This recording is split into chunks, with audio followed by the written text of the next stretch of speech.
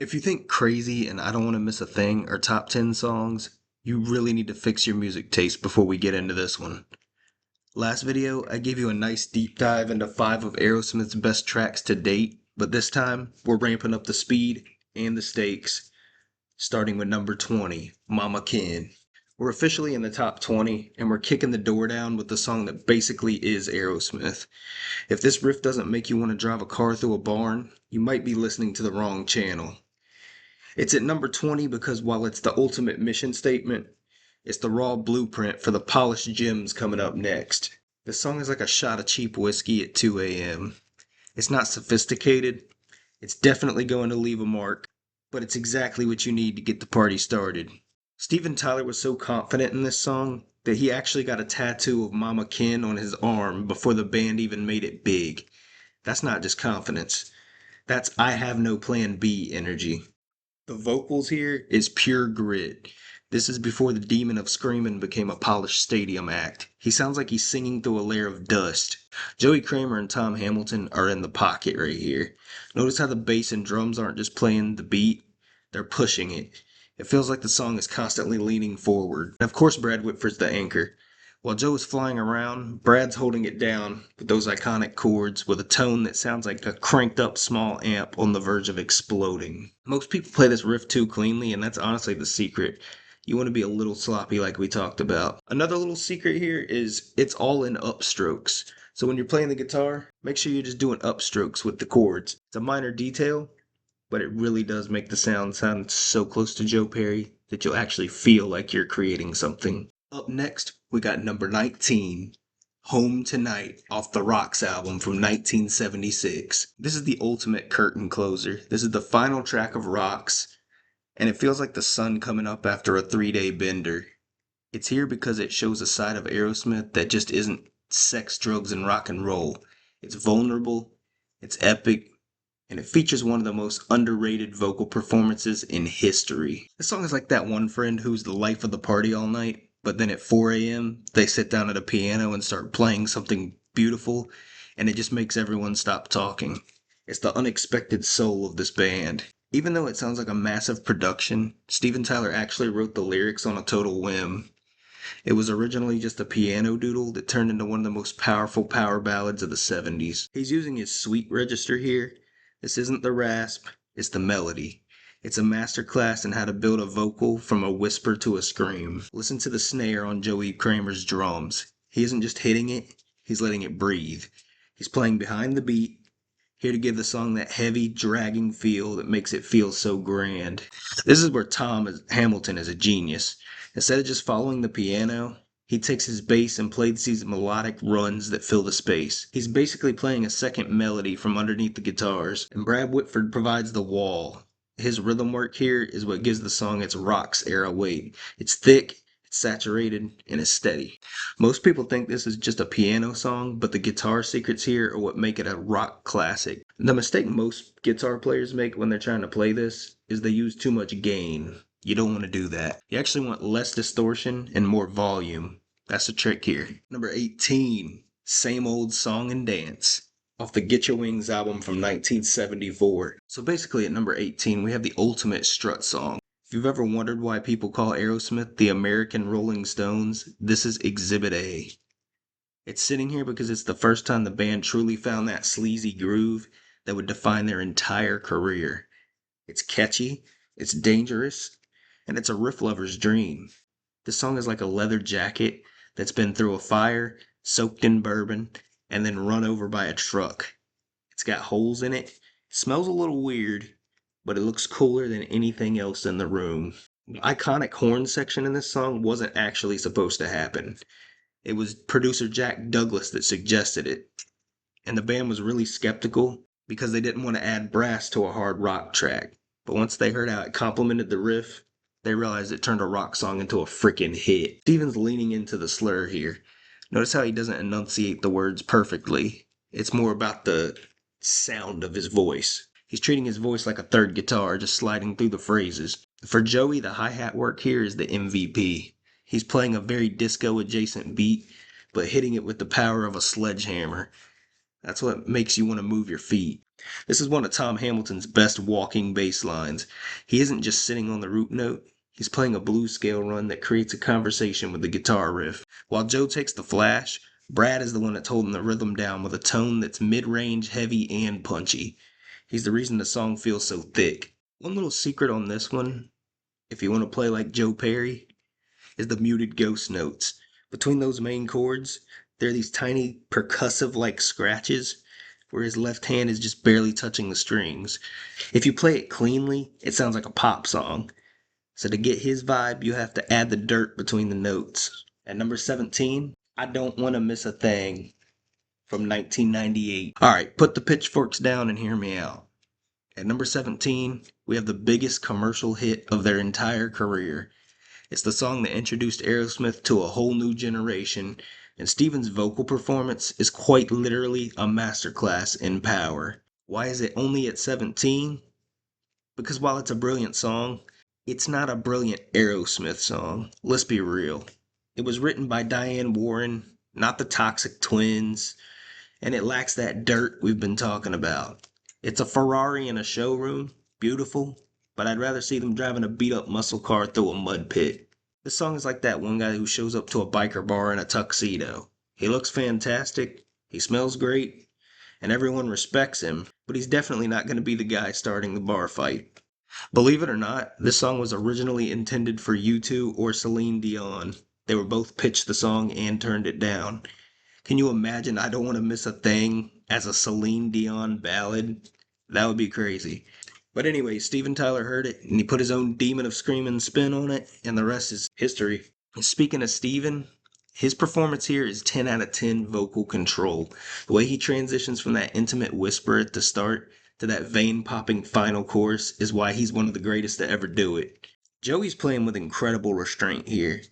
He's not doing any of his signature funky fills, he's just playing for the song, acting as the heartbeat for that massive orchestra.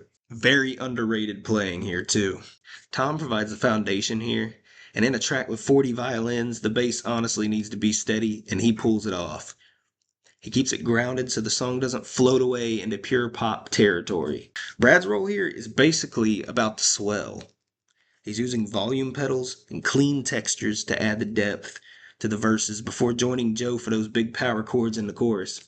And for Joe Perry, since there isn't a riff in the traditional sense, the secret here is the arpeggios and the voicing. At number 16, from their Permanent Vacation album from 1987, Angel. Here we have the song that proved Aerosmith could rule the 80s just as hard as they ruled the 70s. Angel is a massive power ballad and, in my personal opinion, a very underrated track. But unlike the previous track, this one has that Desmond Child and Steven Tyler DNA baked into it. It's here because it's a perfect bridge between their bluesy roots and their stadium-filling future. It's polished, sure, but it still has that Toxic Twin swagger hidden in the layers. This song is like Joe Perry wearing a silk scarf over a leather vest. It's a little bit fancy, a little bit pretty, but you still wouldn't want to mess with the guy wearing it. Despite being one of their biggest hits, Joe Perry famously wasn't a huge fan of this song at first. He reportedly felt it was a bit too poppy for the band's direction. But once it hit number 3 on the Billboard Hot 100, I think everyone decided they could live with it. This is Steven Tyler at his most melodic. He's hitting those high notes with a clean power that most singers would kill for. But he still throws in those signature Tylerisms, the little growls and ad-libs that keep it from being a generic pop song. Joey's playing stadium drums here. Everything is big, gated, and heavy. He's hitting the snare like he's trying to reach the back row of an arena. Now Tom's bass line is surprisingly busy here. He's playing with these niche melodic fills during the verses that give the song a moving feeling, preventing it from getting too stagnant during the quiet parts. And Brad is providing the shimmer. He's using a lot of chorus and delay on his clean parts to give that 80s dreamy texture before the big distorted chords kick in. Now the secret to Angel isn't just the big chords. It's the dynamic shift between the verse and the chorus. So for Joe Perry's part, be ready on the volume knobs for some of those volume swells. And coming in at number 15, off their Get a Grip album from 1993, Crazy. This is the final chapter of the Cryin' and Amazing trilogy. This song is the definition of 90s Aerosmith cool. It's here because it's a perfect example of how the band took a standard blues structure and dressed it up in a tuxedo for MTV. It's got soul, it's got that iconic video, but more importantly, it has some of the tastiest guitar combo between Joe and Brad that they ever put to tape. This song is like a really high end blue cheese. It's sophisticated, it's expensive, and it's a little bit stinky in the best way possible. It's got that fermented blues soul underneath all the 90s production. The song actually won a Grammy for Best Rock Performance by a Duo or Group with Vocal. But the real crazy part, the music video was the film debut of Liv Tyler, Steven Tyler's daughter. And Steven Tyler is absolutely showboating here in a good way. The harmonica work on the intro, first of all, is some of his best, and that crazy scream at the end is legendary. Joey Kramer is doing something very subtle here. He's playing a halftime feel during the verses that makes the song feel way heavier than a typical ballad. He's the anchor. Tom Hamilton, what can I say? This is a money bass line. Tom is playing a very rhythmic, syncopated line that follows the kick drum perfectly. It gives the song that head nod groove. Mr. Whitford is the secret weapon, though. He's playing those beautiful, clean, Jimi Hendrix style double stops in the background that fill the space without stepping on the vocals.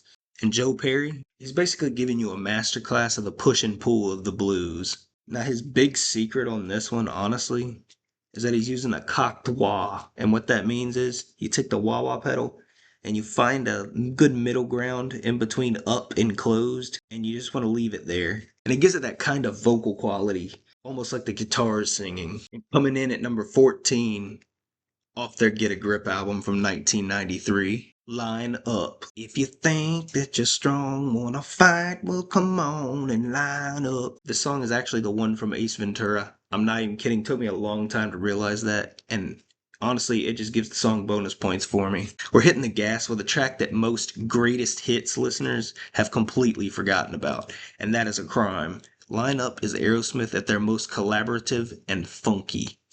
It's here because it features a guest writing credit from none other than Lenny Kravitz, and you can feel that soul rock energy dripping off every note. It's a high speed chase in song form. This track is a shot of espresso mixed with a bottle of hot sauce. It's fast, it's spicy, and it's going to keep you awake whether you like it or not. It's the musical equivalent of a frantic Saturday night. And another little fun fact, Lenny Kravitz didn't just help write the song, he actually sings backing vocals on it too. If you listen closely to the line up shouts, you can definitely hear him. Steven Tyler, he's at his most percussive here. He's almost rapping the verses with that rapid fire delivery. It's a reminder that Tyler's timing is just as good as any drummer's. Mr. Kramer here, he's doing a workout. He's playing a very straight ahead driving beat, but he's hitting it with so much snap that it keeps the song from feeling like a generic rocker. Tom Hamilton, he gets to be the star on this one. The bass line and lineup is pure funk. He's playing a busy, walking line that provides the actual melody for the verses, while the guitars are still doing rhythm stabs. And Brad's playing the percussion role on guitar almost. He's using very tight, muted chords to emphasize the rhythm. He's not playing big, he's playing smart. And Joe Perry, his secret here is silence. And what I mean by that is, you want to hit the chord and then immediately kill the sound with your left hand to create that stop start tension that makes people want to dance. Number 13 off the Pump album from 1989, Janie's Got a Gun. At number 13, we have a masterpiece of dark storytelling. This isn't just a rock song, it's a cinematic experience. It's sitting here because it proved Aerosmith could handle heavy, taboo subjects with a level of sophistication that most of their hair metal peers couldn't touch. Between the eerie synth bass and that haunting melody, it's one of the most complete compositions they've ever released. This song is like a noir film directed by a rock star. It's dark, it's moody, it's got a plot twist that hits you right in the gut. It's the musical equivalent of a rainy night in a city where everybody's got a secret. The song originally had a much more graphic lyric in the chorus that the record label made Steven change. Now, this is some of Steven's best lyrical work, if you ask me. He moves from a narrative storyteller voice in the verses to that pained, soaring cry in the chorus. He's acting as much as he's singing, really. And Joey's drumming here is all about the echo. He's playing very sparsely, leaving huge gaps of silence for the atmosphere to fill, and every snare hit sounds like a gunshot in a canyon. This is arguably Tom Hamilton's most iconic moment. The opening bass line isn't just a riff, is the heartbeat of the entire song. He's using a very wet, chorus heavy tone that gives that underwater eerie feel. And Brad is the texture master here. He's playing those clean, haunting notes in the background that sound like they're weeping. He's not playing a riff, he's painting a scene. And Joe Perry, he's playing ghost notes and it's basically giving you a masterclass in vibrato. So the secret here is to use your neck pickup and roll the tone knob down slightly. You want the guitar to sound distant, like it's coming from another room. Another thing is, when you hit that bend, you want to do a slow bend. You want to transition the note. Don't just bend it to the pitch immediately.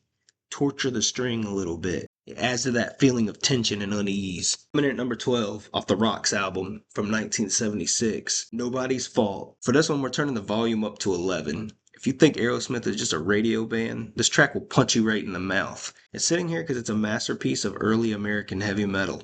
It's dark, it's apocalyptic, and it features some of the most complex rhythmic shifts the band ever attempted. This is the song that bands like Metallica point to and say that's why they started playing. Almost like a tectonic plate shift in the middle of a rock concert. One second you're nodding your head, the next second the ground is opening up and swallowing the stage. It's pure, unfiltered chaos. This song was actually inspired by Steven Tyler's genuine fear of earthquakes while the band was staying in Maui. But the craziest part?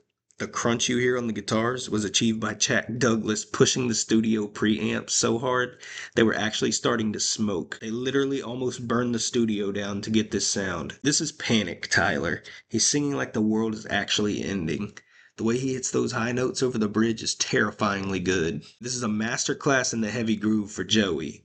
Most drummers would just blast through this, but Joey keeps that signature Aerosmith swing even while playing at maximum intensity. And Tom is playing a crush tone here. He's following the guitar riff note for note, which creates a wall of sound that feels like a physical weight on your chest. And Brad Whitford actually wrote the main riff. This is proof that Brad is the architect of heavy in the band. While Joe is the fire, Brad is the foundation. And the secret for Joe Perry's part here is the unison bends and the chugging he's doing. Don't think of chug like modern metal. You want more of percussive palm muting with your hands. The goal here is to get that doom feel. And coming in at number 11 off the Rocks album from 1976, Last Child. We've reached the doorstep of the top 10, and we're closing out part 8 with the ultimate cool song. Last Child is the definition of Aerosmith's funk rock identity. It's sitting here at number 11 because it features what might be the most infectious, hip-shaking riff ever written by a human being. It's sophisticated, it's bluesy, and it proves that Brad Whitford is a secret weapon of riffcraft. This song is like a cat walking across a fence. It's got this effortless, slinky grace to it. It's a little bit unpredictable. It looks cooler than you ever will without even trying. The iconic intro, that dreamy clean guitar, was actually inspired by a banjo part Steven Tyler heard. Brad Whitford took that idea and turned it into a masterpiece of guitar layering. Also, the shouting at the end of the track, it's actually the band's roadies and friends joined in a circle to give it that street party vibe. Pretty cool. Steven Tyler, he's using his lower register grit here. He isn't screaming, he's speaking the blues. It's all about the phrasing, the way he stretches the words to fit the groove. This is a masterclass in the ghost note for Joey Kramer. If you listen to Joey's snare, he's hitting these tiny quiet notes in between the big beats. That's what gives the song its shuffle. Tom Hamilton is playing a walking line that feels like it's pulling the song forward. He and Joey are so locked in right here that they feel like a single instrument. It's actually pretty crazy. And this is Brad's crowning achievement. He wrote this riff and he plays it with a tone that's clean enough to hear the notes, but dirty enough to feel the grit. The secret to Last Child is all about the elasticity of the riff for Joe Perry. On those big chords in the chorus, don't just strum down. Use a quick up and down flick of the wrist. It needs to sound like a whip cracking. If it's too smooth, it's not Aerosmith. That's the top 20 through 11. Some of you are probably thrilled, and I know some of you are currently typing out a paragraph about why I Don't Want to Miss a Thing belongs in the top 5. Get it out of your system in the comments. Top 10 is next. It's all 70s filth and 90s fire from here on out. I'll see you for the finale. Peace.